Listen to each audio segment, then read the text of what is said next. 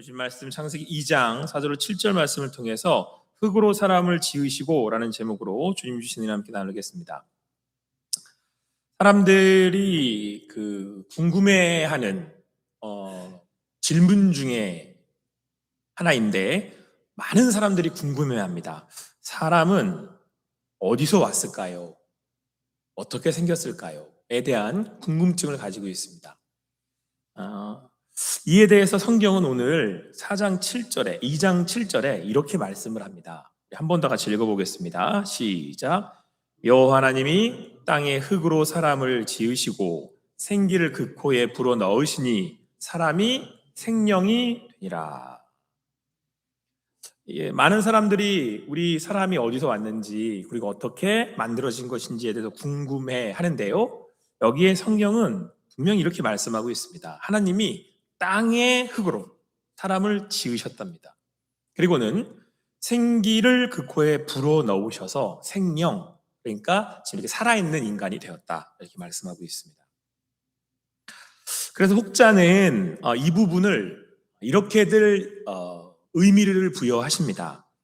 이때의 이 흙이요, 원어적으로 이 먼지나 티끌을 나타낸대요.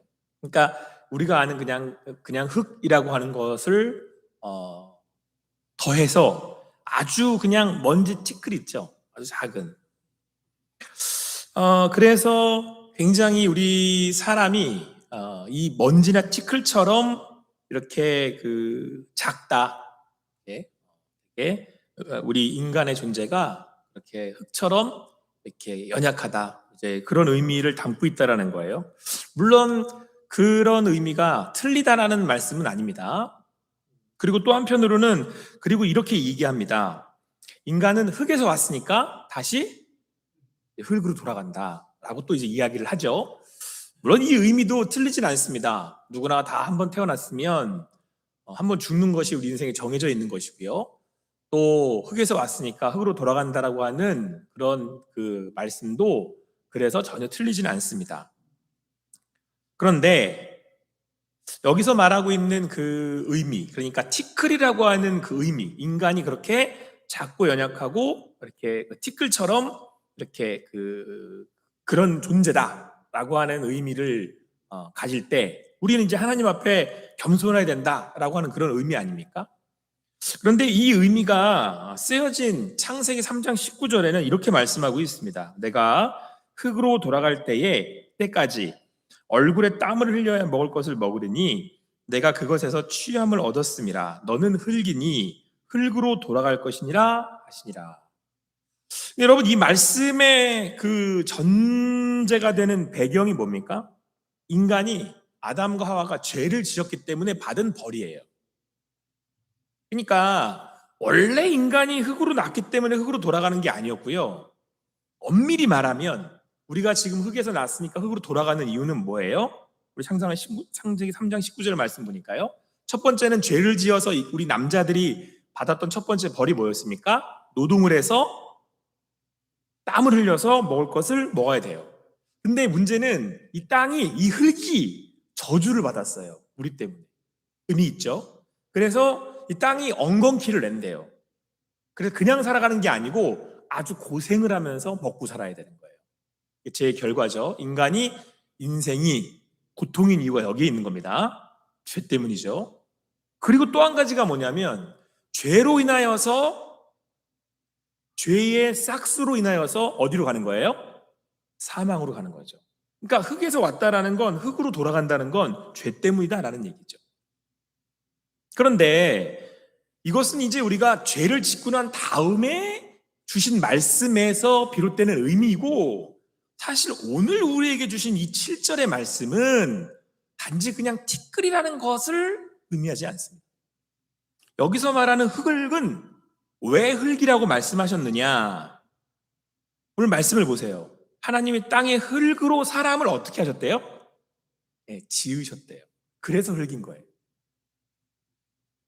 여러분, 이 흙을 가지고 뭘 만든 거예요? 네? 사람을 만들었는데 이 흙으로 사람을 만들려면 어떻게 해야 돼요? 그쵸? 빚어야 되는 거예요. 진흙으로 지어야 된다는 의미예요. 그러니까 하나님이 우리를 흙으로 지으셨다라고 하는 그 의미를 담고 있는 겁니다.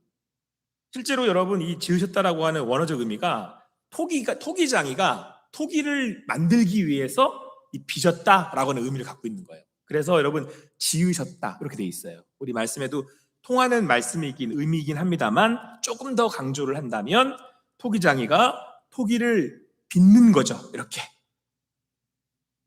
그러니까 여러분, 하나님께서 나를 만드실 때요, 인간을 만드실 때 하나님이 손수 이렇게 어떻게 했다는 거예요? 빚었다는 거예요. 여기에는 여러분 두 가지 의미가 있어요. 첫 번째는 뭐냐면요, 토기장이가 토기를 지을 때는, 여기 이쁜 토기가 있잖아요. 얘를 지을 때는 뭐가 있어요?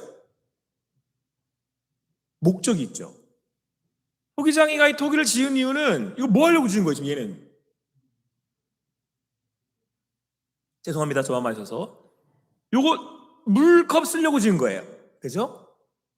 하나님이 유경호 목사를 지으신 데는 하나님의 뭐가 있는 거예요? 목적이. 그래서 여러분, 우리의 삶이 풍성한 겁니다. 그래서 우리의 삶이 재밌는 거예요. 그래서 우리의 삶이 살아가는 맛이 나는 거예요.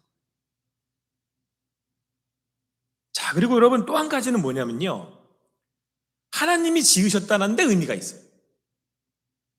자, 여러분, 제가 오전에 빈센트 반 고흐가 그린 사이프러스 그 나무가 있는 그림 풍경 하나에 얼마라고요? 그거는 1600억. 그리고 별이 빛나는 밤이라고 하는 그 작품은 최소 3000억이에요. 누가 그려서 그렇게 된 거예요? 빈센트 반 고흐가 그려서 그렇게 된 거예요. 그러면 여기 유경호 목사는 누가 만드신 거예요? 별로 인정하시지 않는 여러분들, 누가 만드셨어요? 하나님이 날 만드셨잖아요. 가치를 매길 수 있습니까? 없습니까? 없는 거죠. 왜? 만든 분이 누구니까? 하나님이시기 때문에. 하나님이 여러분과 저를 지으셨다는 거예요. 여기에 여러분, 내 삶에 가치가 있는 거예요. 나는 누가 만드셨어요? 하나님 만드셨어요. 그래서 여러분, 우리는 하나님의 작품이에요. 별이 빛나는 밤에가 빈센트 반 고흐의 작품이기 때문에 그렇게 가치가 있듯, 우리는 하나님이 지으셨기 때문에 가치가 있습니다. 여러분, 그래서 우리가 하나님을 믿는 믿음으로 예배하잖아요. 그럼 우리 안에 뭐가 살아나냐면, 내가 누군지를 알고 나의 삶에 대한 기쁨이 이렇게 일어나요. 왜요? 하나님이 나를 지으셨다라고 하는 그 사실이 믿겨지기 때문에. 여러분, 그 얘기는 또 무엇을 말씀하고 있습니까? 자, 하나님이 목적대로 지으셨어요. 그리고 유일한 작품으로 만드셨어요. 그러면 이 작품을 쓰고 사용하시는 분이 하나님이시기에 여러분, 내 삶을 어떻게 하시겠다라는 의미예요. 끝까지 책임지시겠다는 의미. 오늘도 그 하나님께서 여러분과 저의 삶을 책임지실 줄 믿습니다. 우리 하나님께서 우리의 삶을 사용하실 줄 믿습니다. 여러분, 삶의 의미가 우리 하나님이 쓰시는, 여러분, 그 하나님 안에 의미가 있는 거예요. 사람이 쓰는 게 아니잖아요. 사람이 부른 게 아니잖아요.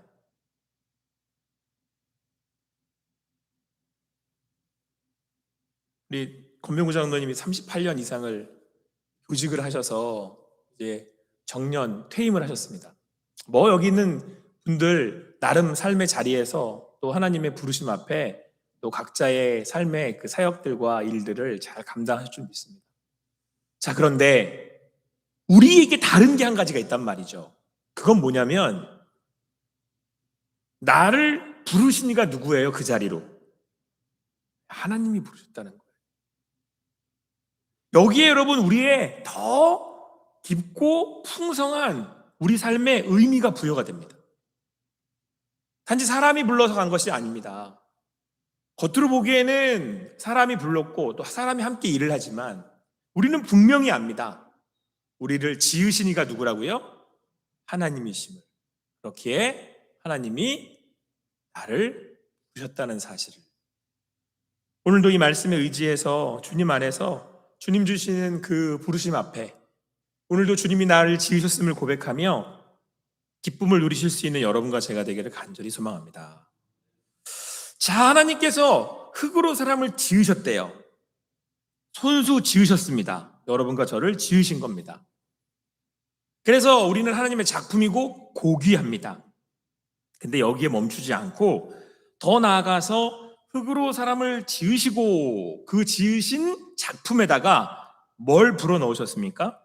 오늘 말씀을 보니까 생기를 그 코에 불어넣으셨다 이렇게 말씀합니다. 그래서 사람이 어떻게 됐어요? 생명이 됐다. 하나님이 생명의 기운을 불어넣으신 거예요. 이렇게. 그랬더니 우리가 살아있는 생명이 된 거죠. 여러분과 저는요, 하나님의 생명을 공급받은 존재들이에요. 하나님의 기운을 공급받은 존재예요. 그래서 여러분, 우리를 표현할 때 GODS라고 표현하는 거예요. 가스, 신들이라고 표현하는 거예요. 물론 하나님 쓸 때는 G가 대문자 G잖아요. 그러니까 우리는 하나님의 형상을 닮았고 하나님의 기운을 가진 사람들이에요. 비록 우리가 죄로 인하여서 여러분 저주를 받고 또 죄로 인하여서 사망에 이르게 되었습니다. 그리고 땅을 파면 엉겅퀴가 나서 삶이 고되고 힘듭니다. 그런데 예수님께서 이 땅에 오셔서 본인이 인간이 되셨어요. 그리고는 죽고 죽으심으로 다시 살아나셨어요. 그래서 우리를 예수를 믿는 이들이 우린 예수 그리스도와 함께 죽고 다시 살아서 주님 안에서 다시 생명을 얻었습니다. 자, 근데 예수님이 제자들에게 말씀하셨습니다. 여러분과 저에게 말씀하셨어요. 너희가 예수를 믿으면, 그러니까 나 예수를 믿으면 누가 임하신다 그랬어요? 성령이 임한다 그랬죠. 성령이 생명이에요. 그러니까 죄로 인한 죽은 우리들한테 다시 하나님이 생기를 불어 넣으신 거예요. 그래서 여러분, 예수를 믿으면요, 우리 안에 생명이 다시 일어나는 거예요. 근데 이 생명은 영생하도록 하는 거죠. 그래서 여러분, 우리 안에 생수의 강이 흘러간다라고 성경은 우리에게 표현하고 있습니다. 우리 안에서 뭐가 흘러넘치는 거예요? 생수가 흘러나오는 거예요. 외부에서 오는 게 아니에요. 내 배에서 흘러나오는 거예요. 왜? 내 안에 누가 계시기 때문에? 성령 하나님이 계시기 때문에. 사랑하는 성도 여러분, 우리가 이 놀라운 은혜 받은 줄 믿습니다.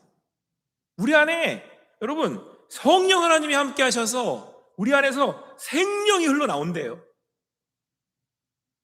그래서 여러분, 저는 하나님 믿고 이 말씀이 너무 좋아요. 제가 제일 좋아하는 말씀이기도 하고요. 제가 이제 하나님의 부르심을 받고 하나님의 그 사명을 감당해야겠다라고 생각했을 때요, 그때 주셨던 말씀이 창세기 12장 말씀이거든요. 그 창세기 12장 말씀을 받았을 때에는 제가 그 말씀을 잘 몰랐어요. 그때는 뭐 제가 말씀에 대한 깊이 있는 연구도 없었지만 아직 어리기도 해서 그냥 받은 말씀을 그냥 말씀인 줄 알고 이제 받아서 아멘 했어요. 근데 그 말씀의 요는 아브라함한테 말씀하시기를, 너는 이제 내가 지시할 땅으로 가라. 너의 본토 친척 아베 집을 떠나서 내가 지시할 땅으로 가라. 내가 너를 큰 민족을 이루고 내가 너에게 복을 줄 테니 가서 그 땅에 가서 내가 그 말한 대로 그 말씀을 따라가서 거기서 후손들을 얻고 살아가라. 이렇게 말씀하셨단 말이에요. 저는 그래서 하나님이 우리 믿지 않는 가정에서 이제 예수님을 믿고 시작해라 라고 하는 의미 정도를 알았거든요. 시간이 좀 지나다 보니까 그게 아닌 거예요. 하나님이 아브라함한테 뭐라고 그러셨냐면 복받아라가 아니고 네가 뭐가 되라? 네가 복이 되라. 이렇게 말씀하셨어요. 그때 제 인생에 이렇게 아주 근본적인 변화가 이루어졌어요. 예수 믿는 건 복을 받는 게 아니라 내가 뭐가 되는 거예요?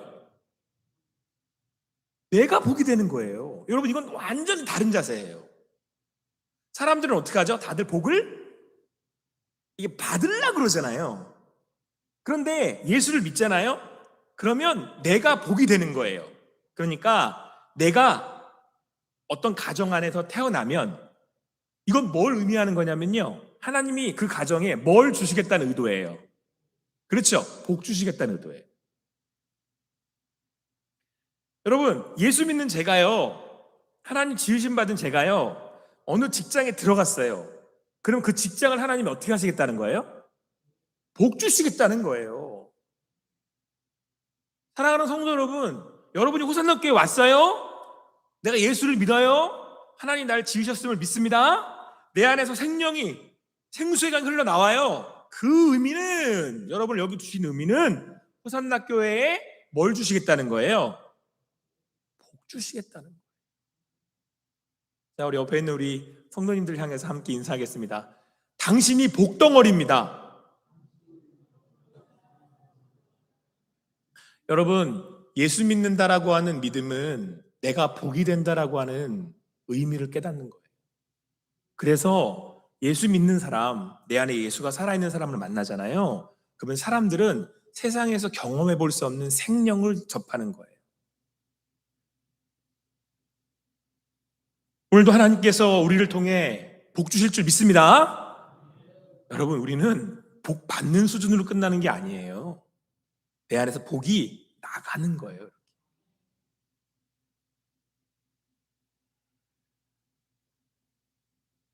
그런데 여러분, 오늘 하나님께서 특별히 흙으로 말씀하신 데는 또 다른 의미가 한 가지가 더 있습니다. 자, 여러분도 오늘 말씀 제가 앞에 4절, 5절, 6절을 읽었는데요.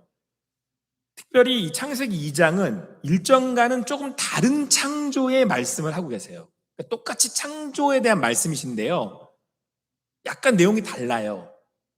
그래서 2장의 창조는 이렇게 말씀을 해요.